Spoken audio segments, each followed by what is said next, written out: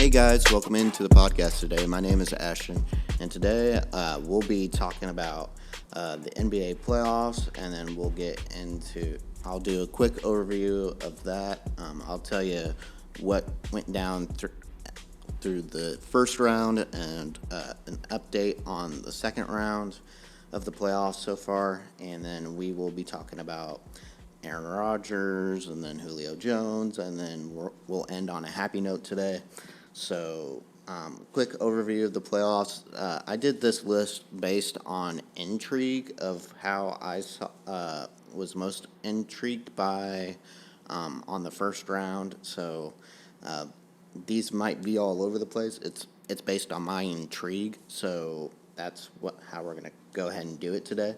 So the Lakers and Suns. The Lakers got bounced out 4-2 by the Suns. And the Suns in the second round of the playoffs are up 1-0 against the Nuggets. Trailblazers, so now on to my second intrigue.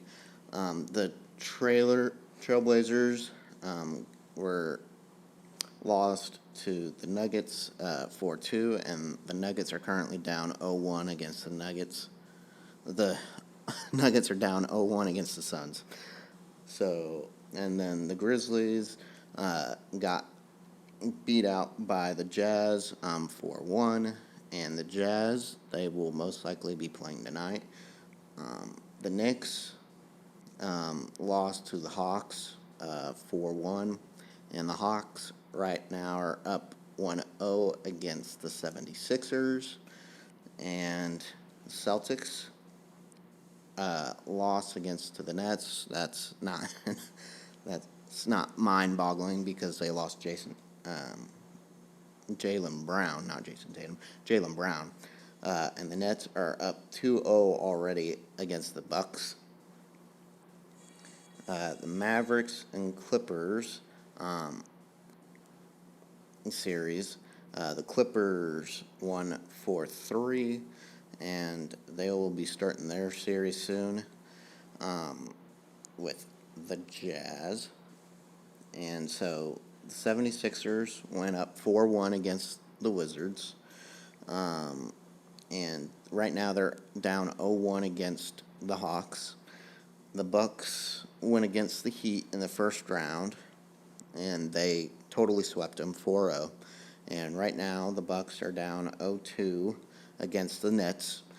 And so we went through a quick overview of the playoffs so far. Basically, the thing that I'm going to be watching for the most this offseason is going to be the Trailblazers head coach position, just to see who they get. That will be intriguing to me. And the Celtics, Brad Stevens, he gets a promotion after losing that series against the Nets.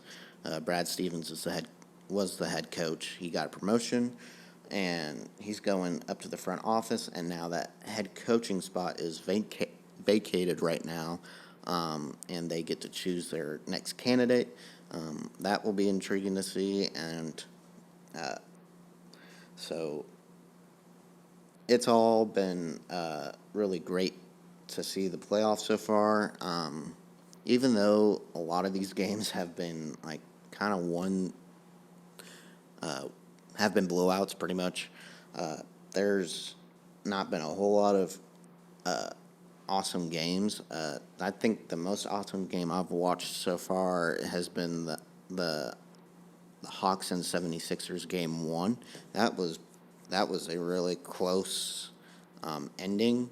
It looked like the Hawks were about to blow it, but they made enough plays at the end of the game to seal it, even though that they were coughing up the ball, and Ben Simmons went in for a dunk, and it was like it looked like the Hawks were exploding, but Boban.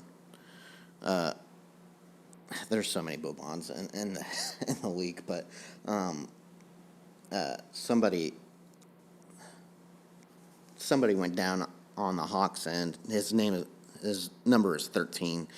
Hit a game ceiling three, so he came through with the Hawks, and I would say the Hawks have kind of taken me by surprise. I didn't think that they would be ready for this moment, and they're playing they're playing really great basketball right now. They're it's kind of pick your poison with them.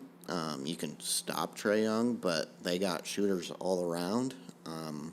And that team's performing really well. They're ready for this moment. And if the 76ers don't get it together here soon, they're probably going to get swept. But it's Doc Rivers and Joel Embiid and Ben Simmons. I think those three will get something together. So my update on the finals. So we all know how I picked the Lakers and Nets to be in the finals. Well, obviously that was super wrong. But Anthony Davis couldn't stay healthy, and LeBron, he was partially injured, but I mean that was okay. LeBron still put up numbers in this series, and just his team was outmatched from from the start in Game 6, and Anthony Davis went down with you already saw him grimacing with the groin, and you already knew that he's not going to last long. And Chris Paul, being the competitive nature in him, he saw that and exploited that and tried to get Anthony Davis in every pick and roll situation that he possibly could. And Anthony Davis, I don't even think lasted 5 minutes into the game, and so but yeah. So my update on the finals, who I think will be on the finals from here on out. The Suns, I ended up saying the Suns and Nets, and I say that series goes 4-2. Nets win the finals, so that's not anything different from my last point. I think I might have said that they would have gone 7 games with the Lakers and Nets, but this is what I thought was probably going to be best. I don't think that, and when I think in the Western Conference Finals, how I think it goes out is the Jazz will probably face the Suns, and I think the Suns will end up prevailing. I think mainly because they have Chris Paul and his experience, even though he's never been to the finals. I think I believe it's just Chris Paul's time. And if Chris Paul does make it to the NBA Finals, out of LeBron James, Dwayne Wade, Carmelo Anthony, Chris Paul, that entire friend group that they have, if Chris Paul gets to the finals, Carmelo Anthony will be the only one that has never played in an NBA Finals. And I find that very intriguing. And out of that entire group, I believe he's the only one to win a national champion. So he's got that on him. But an NBA championship has got so much more pedigree on it. It's so much more respectable.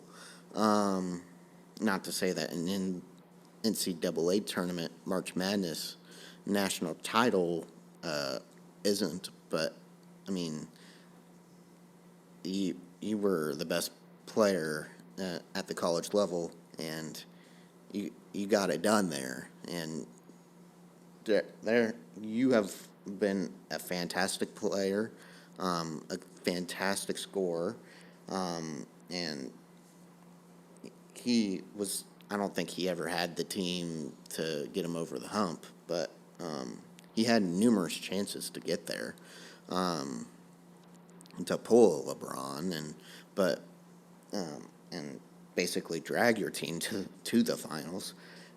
But that just, I don't think he was ever meant to be that. I think he was just meant to be one of the greatest scorers of all time. And, we all have our roles to play in life. And so I guess that was Carmelo Anthony's, is just to be a scorer. And he's with the Trailblazers now. He's already out of the playoffs. So that's probably a little frustrating for him. And I know if he sees Chris Paul go to the finals, he's probably going to regret his decision back in 2011, 2012, where he had a chance to join the Big Three. The Big Three was supposed to be Dwayne Wade, LeBron James, and Carmelo Anthony. Well, Carmelo, he wanted the money, which, I don't blame him, but if you tell me that I get a ring from playing with you guys, I think that's a no-brainer. I would want to join you.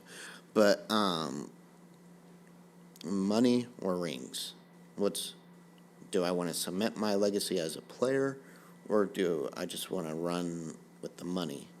And, obviously he would have got way more money in New York than he would have in Miami. So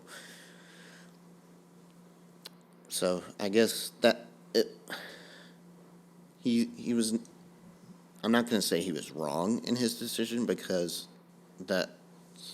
it was his decision at the end of the day. It wasn't my decision to make. I would have said, let's go with the rings. Let's cement my legacy. But he made a business decision and said, I want to be in New York, and so he chose that, and he's never won a ring. So, if he's going to win a ring, he will probably have to join a team, like a super team, like LA, or LA's not a super team right now, but the Lakers. But if they were, he has to join a really great squad, and is basically me saying like the Jazz or the Suns, or he can't play on Portland, even though he had a significant scoring role on Portland. Yeah, just he's not going to go anywhere. Portland's a small market; they're never going to win, and I think deep down he knows that in his heart, that he's not going to win anything in Portland, but he gets to be him and score the ball a lot. So I think if I have to make a guess, I think Carmelo goes down as one of the greatest scorers of all time, but that doesn't have a ring in his career. So that'll probably be frustrating. What's also frustrating? The Aaron Rodgers potentially leaving Green Bay, that whole situation. Green Bay royally screwed up. The Packers GM has antagonized this guy from the moment they drafted Jordan Love, and basically have said, screw you, to his face. Just over the last 10 drafts, 9 have been defensive players and 1 offensive player, and that 1 offensive player has been Jordan Love, a quarterback. And if you don't know Aaron Rodgers, he plays quarterback, and he literally just won the MVP of the league. And so that's why I find this whole situation just stupid on the Packers' behalf, because you're making this guy, you traded up to get Jordan Love. And he's going to be the future of the Packers in the next 2 years, is my assumption. You have to trade Aaron Rodgers at this point within the next 2 years, because it's just going to start creating friction, and it's already creating friction.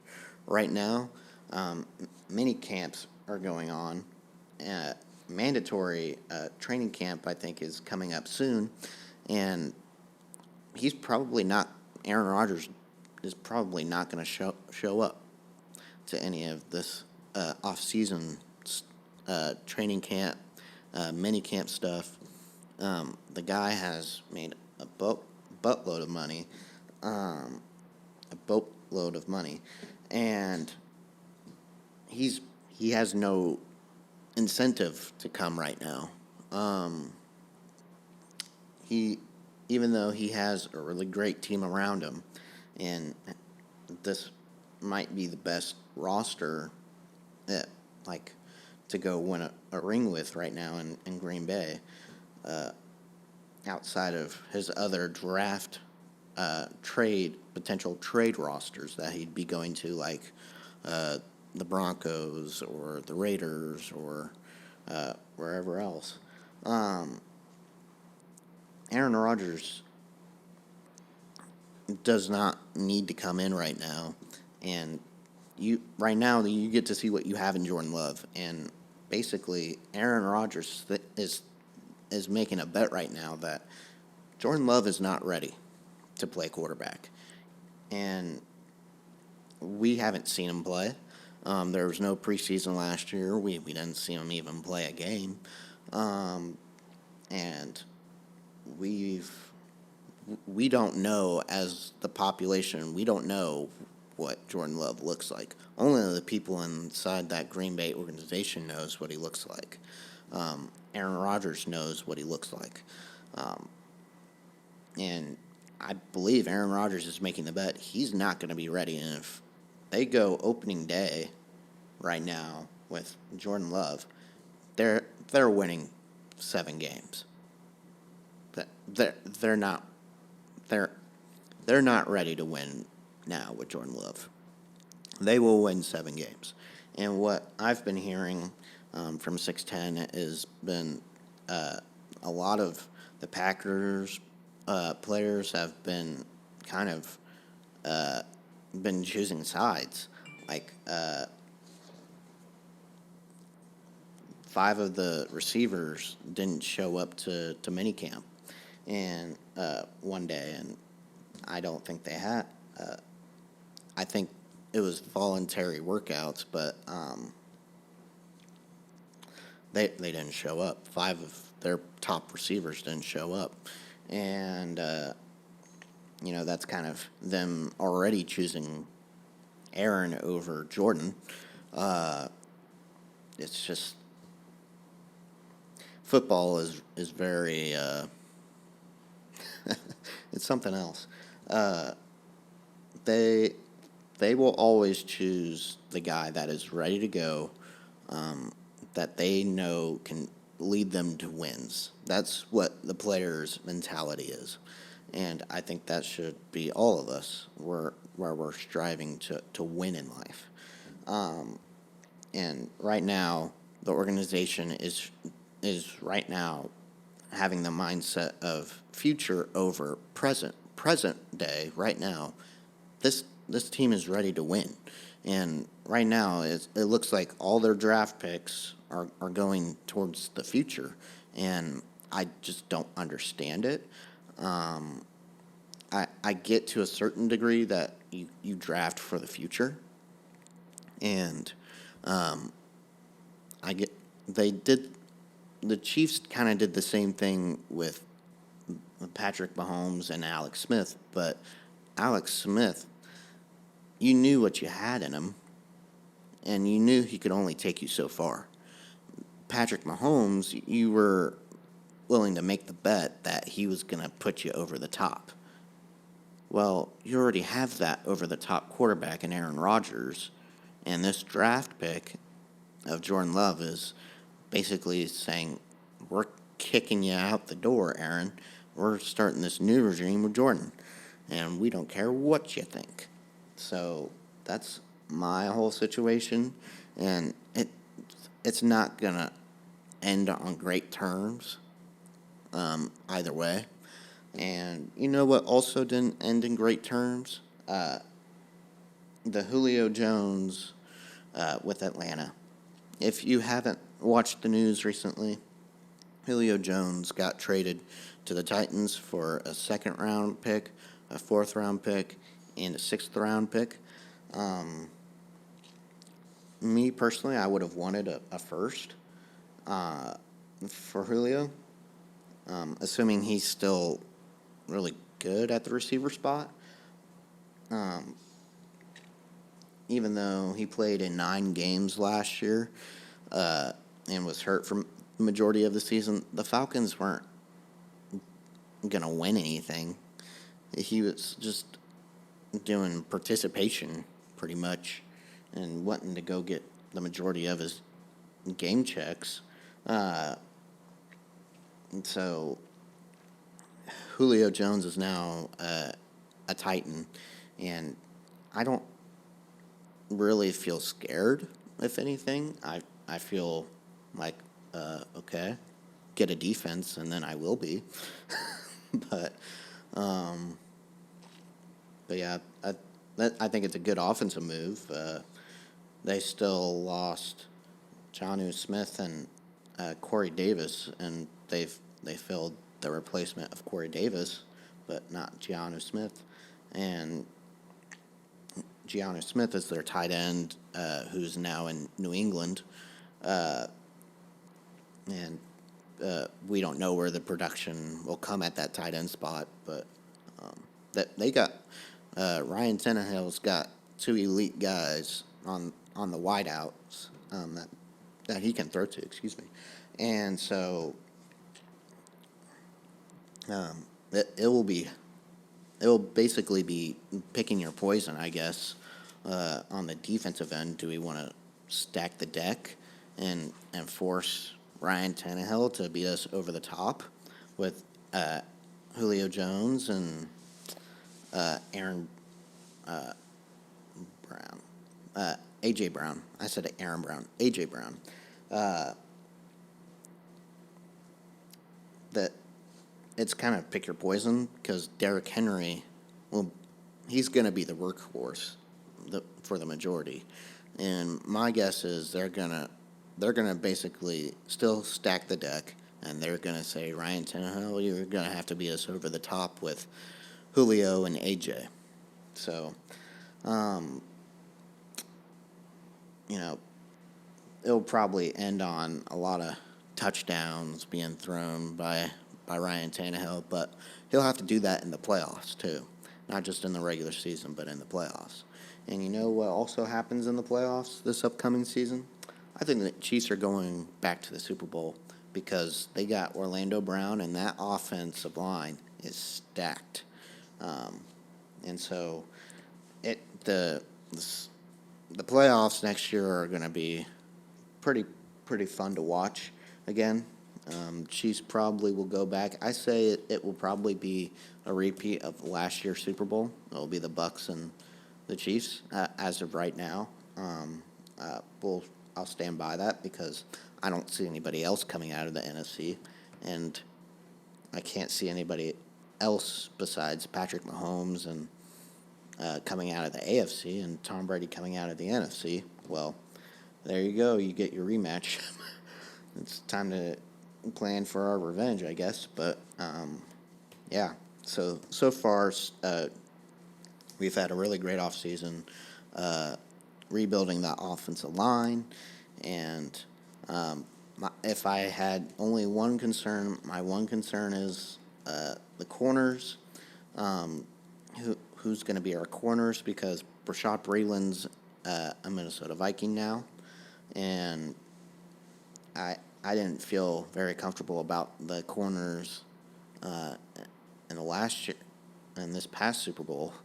And, I mean, they got their butts handed to them in the last Super Bowl. So, hopefully, that defensive line gets pressure and makes the corners look really good. And so, anyways, that's the happy note of the day, that we have Orlando Brown, and we are going back to the Super Bowl.